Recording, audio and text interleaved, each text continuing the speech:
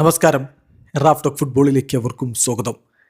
Real മാഡ്രിഡിൻ്റെ Brazilian യുവതാരം എൻട്രിക്കിന് വേണ്ടിയിട്ട് Manchester United ശ്രമങ്ങൾ നടത്തുന്നു എന്നൊരു വാർത്ത പുറത്തേക്ക് വരുന്നു.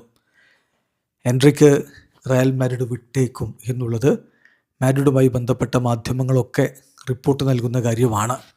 കാർലോസ് എസ് പി വന്നതോടുകൂടി അദ്ദേഹത്തിന് ഇത്തവണയും ഫസ്റ്റ് ചോയ്സ് ആവാൻ കഴിയില്ല. അത് അല്ലെങ്കിൽ എംബാപ്പെ അവിടെയുണ്ട്, പിന്നെ കാർലോസ് എസ് പി കൂടി വരുമ്പോൾ പെക്കിംഗ് ഓർഡറിൽ വീണ്ടും താഴേക്ക് പോകാനുള്ള സാധ്യത കൂടുതലാണ്. അപ്പോൾ അത് കണ്ടുകൊണ്ട് തന്നെ അദ്ദേഹം ഒരിക്കൽ കൂടി ലോണിലോ മറ്റേതെങ്കിലും രൂപത്തിലോ റയലിൽ നിന്ന് പുറത്തു പോകാൻ ആഗ്രഹിക്കുന്നു എന്നുള്ള റിപ്പോർട്ടുകളാണ് ഇപ്പോൾ വന്നുകൊണ്ടിരിക്കുന്നത്. ഈ ട്രാൻസ്ഫർ വിൻഡോ അവസാനിക്കുമ്പോഴേക്കും അദ്ദേഹം അവിടെ നിന്ന് പുറത്തിറങ്ങിയേക്കും. ഇത്തരമൊരു ഘട്ടത്തിലാണ് ഇപ്പോൾ ഈ ഒരു വാർത്ത പുറത്തേക്ക് വരുന്നത്. ബ്രസീലിയൻ മാധ്യമങ്ങളും ഇത് റിപ്പോർട്ട് ചെയ്യുന്നുണ്ട്.